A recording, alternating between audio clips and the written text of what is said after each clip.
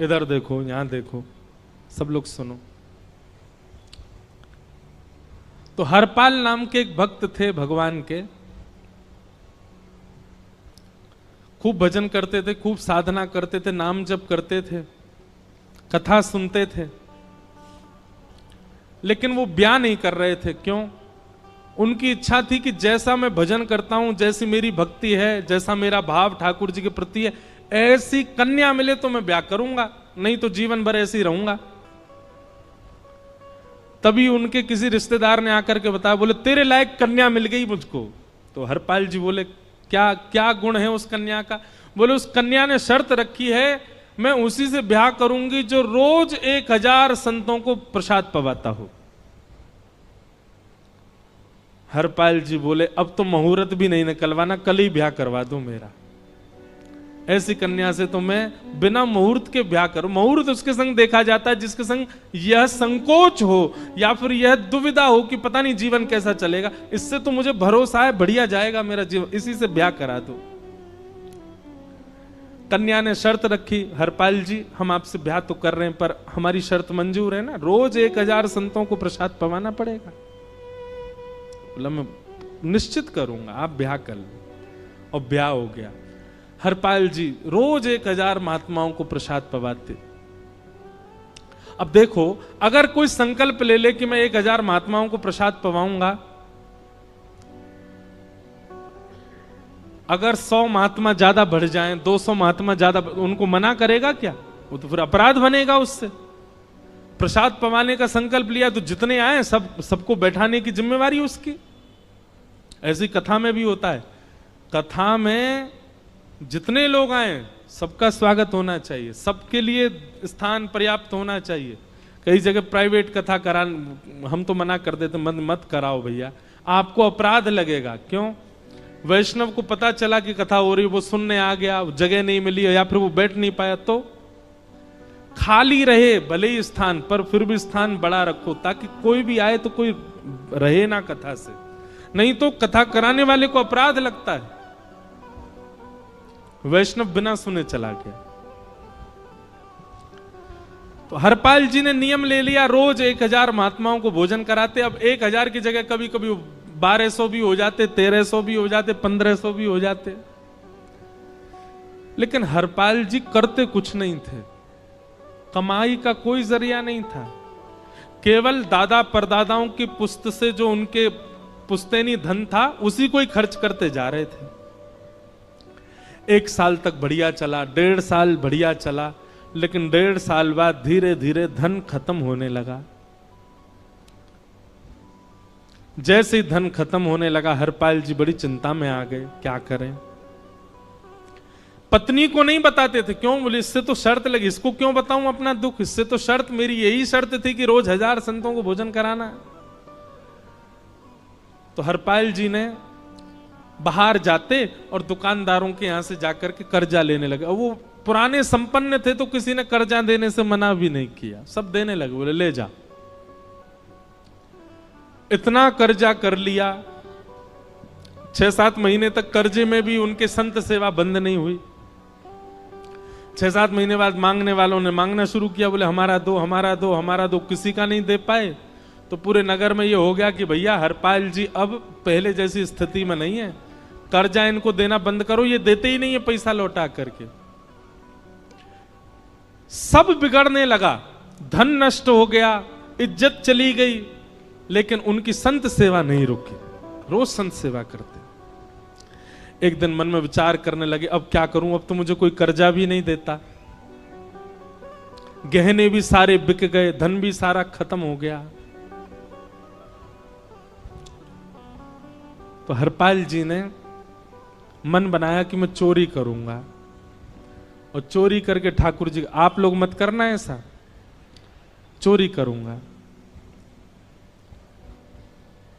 हरपाल जी चोरी करने जाने लगे, लेकिन हरपाल जी का नियम था कि वो किसी के धन की चोरी नहीं करते थे।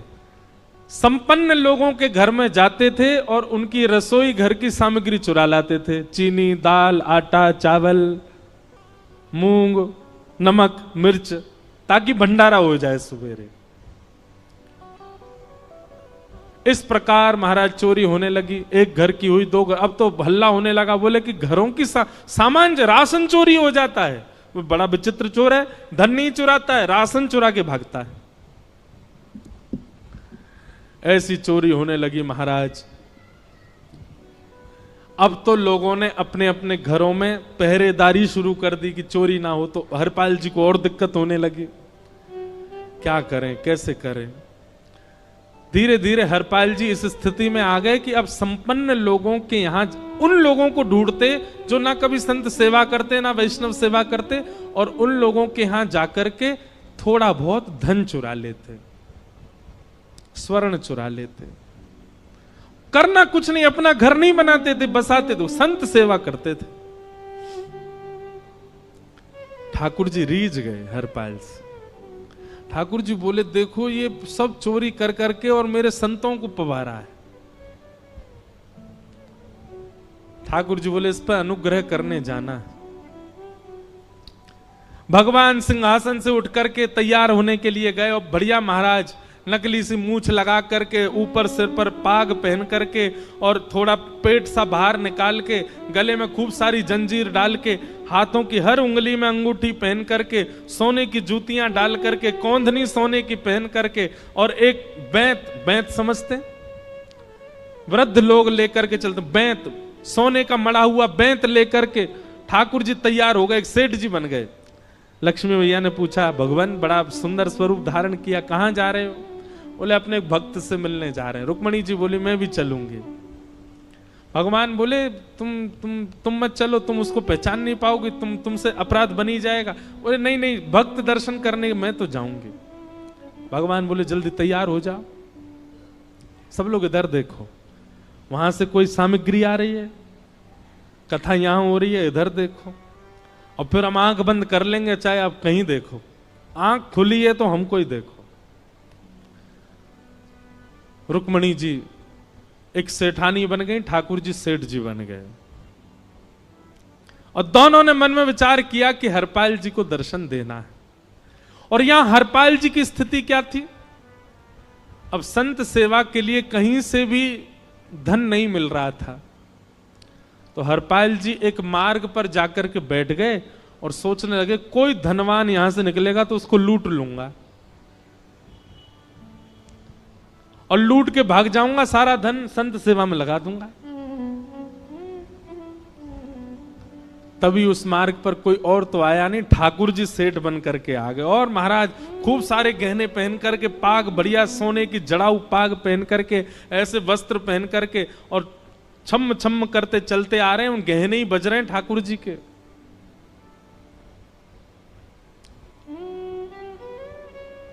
हरपाल जी ने जैसे नेत्र खोल करके देखा, ठाकुर जी के रूप यौवन और सबरी उनके श्रृंगार को देख करके हरपाल जी बोले, ये तो एक आध साल के भंडारे की व्यवस्था आ रही है सामने से। इतने में ही सेठानी जी रुक्मणी जी भी आई, उनको ओहो, ये तो कम से कम 5-10 साल की व्यवस्था आ रही है। अगर ये दोनों लूट लिए जाएं तो 10 साल चोरी नहीं करनी पड़ेगी। देखो कितना धन संपन्न। हरपाल जी के बगल में जैसे ही ठाकुर जी पहुंचे, हरपाल जी बोले, भैया जय श्री कृष्ण, प्रणाम। ठाकुर जी तो नाराज हो गए, क्या भगवान का नाम बोलता है सुबह सुबह? तुम सब लोग बड़े पाखंडी हो, ढोंगी हो, और हमने सुना इस गांव में एक रहता है, वो चोरी डकैती करता है, और फिर कहते हैं संत सेवा करता है। ऐसी काय बात की चोरी भैया? करता तो चोरी है, भली उससे भली संत सेवा करता हो। नाम उसका हरपाल है, हम सब जानते हैं। भगवान का नाम मत लो हमारे सामने। हरपाल जी समझ गए, वो तो बिल्कुल भगवत विमुख है, इसकी तो एक अंगूठी भी नहीं छोड़नी मुझको, इसका तो सब लेके जाऊंगा। अगर ये बदले में जय श्री कृष्णा बोलता तो एक आध गहना छोड़ देता है इसका में, पर ये तो इतना बिखर रहा है भगवान का नाम सुन के, इसका कुछ नहीं छोड़ूंगा, सब ले जाऊंगा।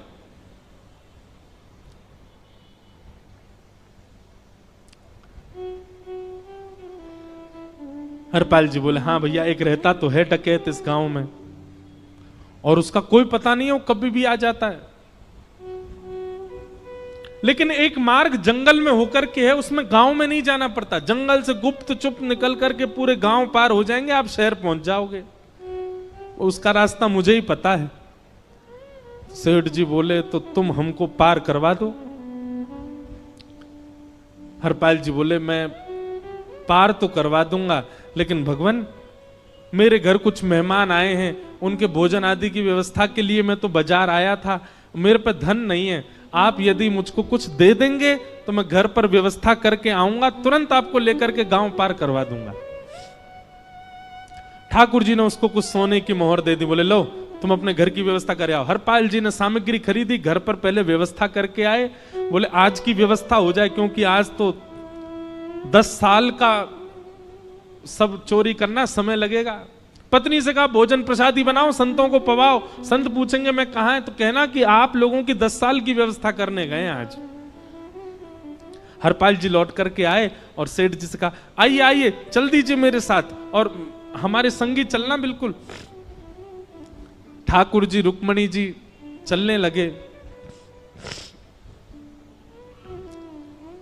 जैसे ही विहंगम जंगल में पहुंचे, भयंकर भयावह जंगल, बीच जंगल में जैसे ही पहुंचे, हरपाल ने पीछे मुड़ करके देखा, दोनों चले आ रहे हैं। तुरंत महाराज वो तो अपने रूप में आ गया, शेर की तरह गर्जना करने लगा, अपनी लाठी धर दी सामने और अपने सिर का स्वाफा निकाल करके सामने बिछा दिया। भगवान जो सेठ जी के रूप में आया, भगवान बोले भैया ये क्या कर रहे हो? बोले मैं ही हरपाल हूं।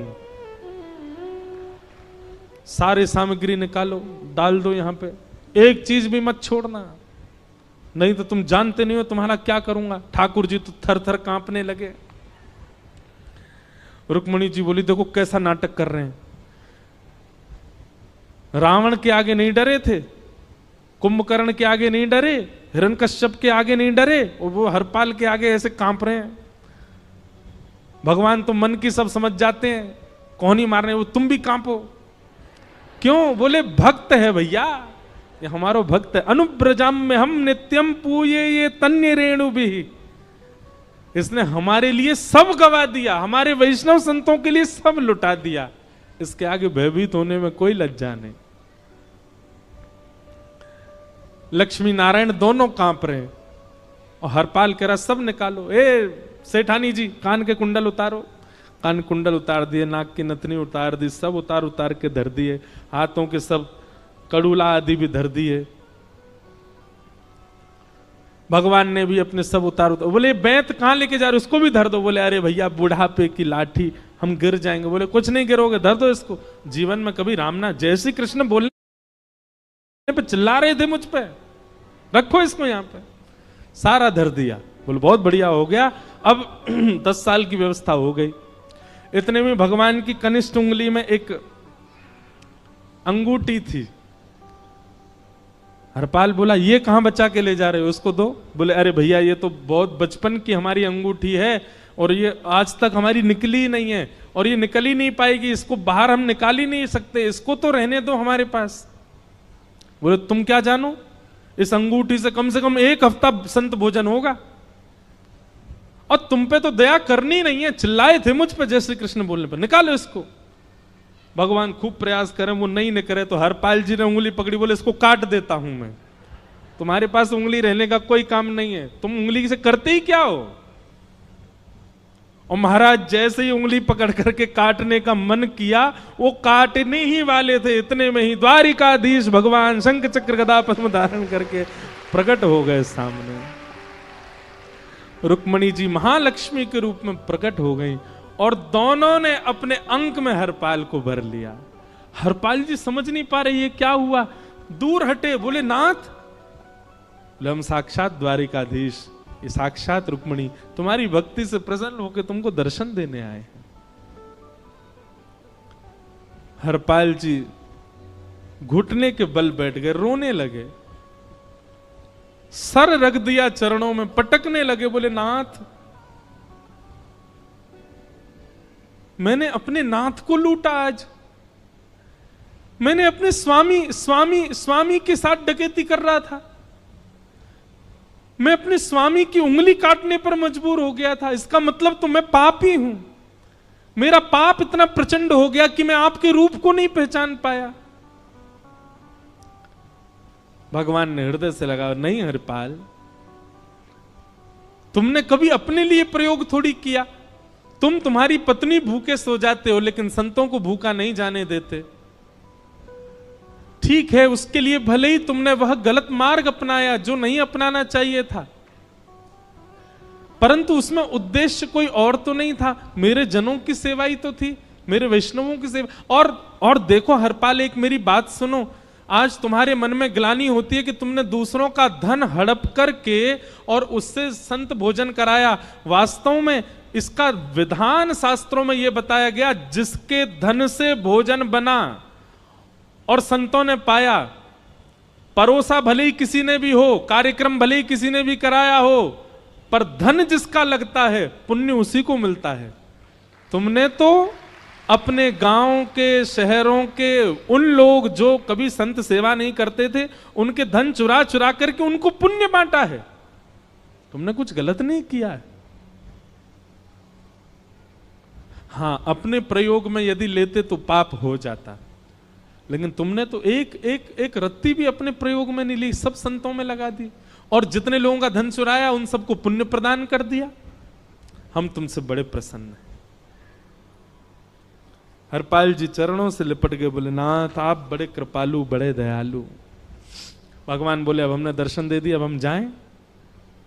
और सुनो, ये सारा धन हमने दिया है, 10 साल का नहीं होगा इससे। तो बोले जब तक तुम जीवित रहोगे तब तक की सेवा बनेगी, इससे संत सेवा चलती रहेगी।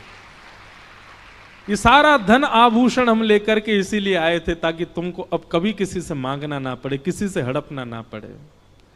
भगवान जाने लगे तो हरपाल जी चरणों में गिर गए, बोले नाथ आज मैं आपके दर्शन कर पाया, मैं संत सेवा कर पाया, इसमें सबसे बड़ा योगदान मेरी पत्नी का है। उसने नियम नहीं बनाया होता तो शायद मैं कभी ऐसा नहीं करता।